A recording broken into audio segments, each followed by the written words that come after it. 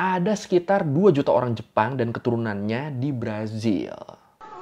A tradition that dates back to 1908 when the Kasato Maru brought the first group of about 800 Japanese to a port near Sao Paulo. Jadi kebayangkan lu orang-orang Jepang yang udah ada di Brazil nih nasibnya pada ngenes, tapi gua nggak tahu lu udah pada tahu ini apa belum. Jadi di Brazil tuh ternyata ada komunitas masyarakat Jepang yang menetap di sana dan jumlahnya tuh besar banget.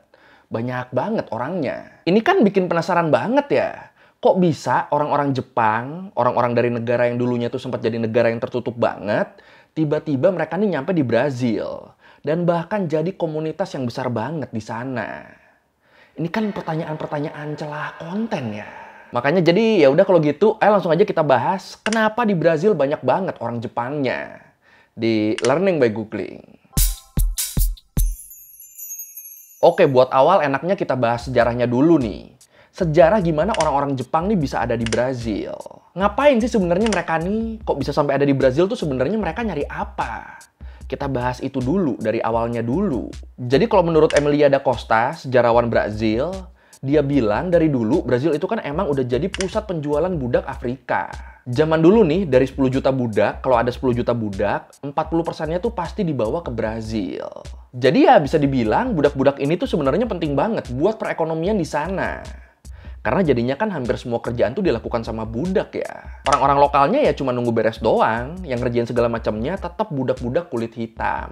Begitu terus sampai akhirnya setelah 350 tahun bergantung sama tenaga budak, di tahun 1888, Brazil nih bikin undang-undang anti perbudakan. Dan karena undang-undang inilah, budak-budak yang sebelumnya jadi tenaga kerja, mereka tuh jadi pada bebas. Dan ini ternyata ngefek ke ekonomi Brazil yang jadi nggak stabil karena nggak ada yang nge-cover kerjaan mereka kan. Yang biasanya semuanya dikerjain budak, ini sekarang budaknya udah nggak ada, udah pada bebas semua, ekonominya jadi nggak jalan. Padahal waktu itu, perkebunan kopi di Brazil tuh lagi bagus-bagusnya. The beats in Sao Paulo are uniquely Japanese, as the city is in the middle of a stunning celebration to honor 100 years of Japanese immigration in Brazil. And after 100 years, many Japanese Brazilians are indistinguishable from any other Brazilians. Terus di sisi lain, kalau menurut BBC, beberapa tahun sebelum undang-undang anti perbudakan tadi diberlakukan di Brazil, ternyata Jepang tuh juga lagi nggak stabil karena negaranya baru aja menghapus sistem feodal. Jadi kalau di Jepang nih situasinya nih, karena modernisasi dan kapitalisme mulai tumbuh, petani-petani yang tadinya nyaman kerjaannya, mereka nih mulai tersingkir. Petani-petaninya jadi hidup dalam kemiskinan. Belum lagi di tahun-tahun segitu, pertumbuhan penduduk Jepang kan lagi pesat banget ya. Negaranya lagi padat banget. Nggak kayak sekarang nih yang menuju kepunahan. Ini masuknya marketing nggak nih kalau begini nih? Nah, di momen inilah Brazil sama Jepang mulai terhubung nih. Karena Brazil butuh pekerja dan Jepang butuh kerjaan buat warganya, akhirnya dijalinlah kerjasama imigrasi antara Jepang dan Brazil. Dan berkat ini, orang Brazil bisa dapat tenaga kerja buat ngegarap kebun-kebun mereka. Dan orang Jepang bisa dapat kerjaan sekaligus ngurangin kepadatan penduduk di negara asal mereka. Dan di sini, pemerintah Jepang tuh waktu itu bener-bener ngebantu mobilitas warga negaranya biar pada kerja di Brazil. Jadi pemerintahnya tuh kayak, yuk pada pindah yuk, kita bantuin prosesnya yuk. Biar di sini nggak sesak-sesak banget nih. Kira-kira jadi begitulah. A tradition that dates back to 1908 when the Kasato Maru brought the first group of about 800 Japanese to a port near Sao Paulo. They arrived as part of an immigration agreement between the two countries. They were put on trains that would take them to the farms to work. Nah, kalau menurut Brown University Library disebut sebenarnya sebelum orang-orang Jepang ini mulai pada masuk, di Brazilnya sendiri tuh udah ada imigran-imigran lain dari beberapa wilayah Eropa, terutama dari Italia. Tapi pas kerja di Brazil mereka ini pada nggak betah dan nggak cocok karena upahnya tuh kecil banget. Sementara perlakuan orang-orang Brazilnya ke mereka tuh semena-mena banget. Ya pokoknya perlakuan-perlakuan kasar yang dulu mereka lakukan ke budak itu ternyata masih terus ke bawah. Padahal kan yang sekarang tuh yang kerja pekerja yang dibayar ya udah bukan budak ya. Kesel lah akhirnya para pekerja ini, makanya mereka pada resign dan banyak yang balik ke negara asal mereka. Nah kebetulan di saat bersamaan, Jepang juga ditolak masukin lebih banyak orang buat jadi imigran di Amerika Serikat sama Kanada. Karena adanya pembatasan imigrasi. Opsi negara-negara buat merantaunya orang Jepang jadi makin dikit nih gara-gara ini. Sampai akhirnya menurut CNN di tahun 1908, imigran Jepang mulai datang untuk pertama kalinya buat jadi pekerja di Brazil. Harapannya tuh waktu itu di Brazil mereka kerja, bisa dapat duit banyak, terus waktu mereka pulang kampung, mereka udah kaya raya. Dan bisa mulai usaha sendiri.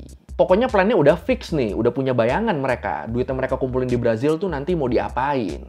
Semuanya pokoknya udah jelas lah harapannya. Tapi kenyataan di lapangannya beda banget ternyata sama harapan mereka. Beda gimana? Jadi, waktu orang-orang Jepang ini pertama kali nyampe di Brazil, mereka tuh langsung ditempatin di barak bekas budak kulit hitam. Terus di dalam baraknya, mereka tuh dibiarin tidur di lantai dan dikerubutin nyamuk malaria. Jadi ya intinya bukannya diperlakukan dengan baik, mereka nih malah diperlakukan kayak budak. Terus makin lama situasinya juga makin susah buat orang Jepang, karena di Brazil nih muncul sentimen-sentimen anti-Jepang, yang bikin mereka nih makin didiskriminasi. Ya emang ya kelakuan mayoritas ya di mana-mana ya. But the Japanese branched out to start other small farms, such as cotton. The farming expertise they brought with them from Japan helped jumpstart Brazil's agricultural revolution. They opened schools for children as immigration increased. For a period in the 1930s, 1/3 of all immigrants to Brazil were from Japan. Kalau menurut Harvard Review of Latin America, kayak yang tadi udah kita bahas, awalnya orang-orang Jepang ini kan berharap bisa ngumpulin banyak uang ya dengan kerja ke luar negeri. Terlebih ini nih ke benua Amerika nih. Jadi harapannya tinggi banget mereka. Tapi ternyata kenyataannya setelah mereka lama kerja, nggak usah nabung sampai punya duit yang banyak. Buat beli tiket balik ke Jepang aja tuh duit mereka nggak cukup. Karena upah mereka tuh bener-bener kecil banget. Makanya jadinya ya mau nggak mau mereka harus terus menetap di sana nih sambil sedikit-sedikit nabung. Nabung buat beli tanah sendiri biar bisa digarap sendiri dan hasilnya dipakai buat pulang kampung. Mau nggak mau mindsetnya harus diubah kayak gitu. Karena kalau nggak kayak gitu ya lu nggak bisa pulang kampung. Kalau cuma ngandelin gaji dari kerjaan tetap aja ya nggak cukup kan tadi kan duitnya kan. Dan sedihnya lagi nih, walaupun nasib orang-orang Jepang di Brazil waktu itu nggak bagus, tapi karena udah terlanjur ada program imigrasi pemerintah Jepang sama Brazil, jadinya ya tiap tahun selalu ada aja tuh imigran-imigran Jepang yang dikirim ke Brazil. Jadi kebayangkan lu, orang-orang Jepang yang udah ada di Brazil nih nasibnya pada ngenes, tapi tiap tahunnya berdatangan terus tuh orang-orang Jepang baru ke Brazil. Dan endingnya ya sama, nasib orang-orang yang berdatangan ini juga jadi nelongso.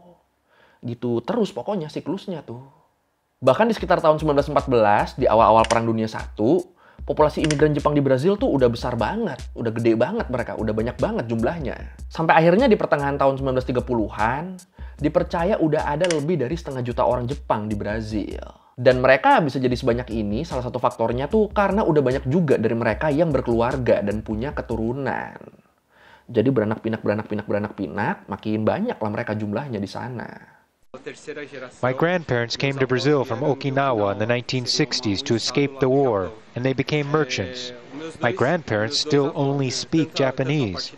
My parents' first language is Portuguese. I carry on the culture in my own way, with my restaurant. Terus nih nasib orang-orang Jepang di Brazil ini jadi makin langsa waktu Perang Dunia Kedua pecah. Kenapa makin langsa?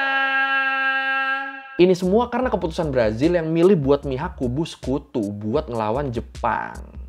Keputusan yang pastinya bikin kondisi imigran Jepang di Brazil tuh jadi makin buruk. Jadi di masa Perang Dunia II ini tuh orang-orang Jepang di Brazil tuh mereka nggak boleh sekolah, nggak boleh kumpul sembarangan, nggak boleh ngomong bahasa Jepang, nggak boleh baca koran, bahkan nggak boleh dengerin radio bahasa Jepang.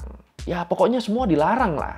Kalau mereka mau ngobrol, mereka harus pakai bahasa Portugis biar aman, biar nggak dianggap sebagai mata-mata. Terus waktu itu juga banyak banget orang Jepang yang ditangkap dan ditahan tanpa alasan yang jelas. Pokoknya bener-bener tuh, waktu itu sentimen-sentimen anti-Jepang tuh lagi kuat-kuatnya banget di Brazil. Jadi ya kebayangkan lu kalau jadi orang Jepang di Brazil waktu itu, udah kan dari awal diperlakukan buruk, gara-gara ada perang jadi makin gak manusiawi deh perlakuan orang-orang lokalnya. Kasian ya. Tapi gara-gara Perang Dunia Kedua ini juga, orang-orang Jepang akhirnya berhenti berdatangan ke Brazil. Soalnya kan, kalau menurut Oxford University Press, di tahun 1942, waktu Perang Dunia Kedua lagi berlangsung, kesepakatan kerjasama imigrasi antara Jepang sama Brazil tuh langsung di-stop waktu itu. Karena kan mereka udah beda kubu ya. Dan dari situ akhirnya udah nggak ada lagi tuh pengiriman-pengiriman warga Jepang ke Brazil. Stop di situ akhirnya. Yang di Brazil pada dibalikin ke Jepang dong. Nah ini enggak. Imigran-imigran yang ada di Brazil, ya mereka tetap menetap di sana. Nggak dipulangin ke Jepang mereka. Mereka stay, nikah, punya anak. Sampai akhirnya populasi orang Jepang di Brazil jadi makin membludak. Jadi makin banyak. Dan mereka nih terkonsentrasinya tuh di Sao Paulo. Sao Paulo tuh jadi wilayah utama imigran Jepang. 75% dari total imigran Jepang tuh diemnya di sana.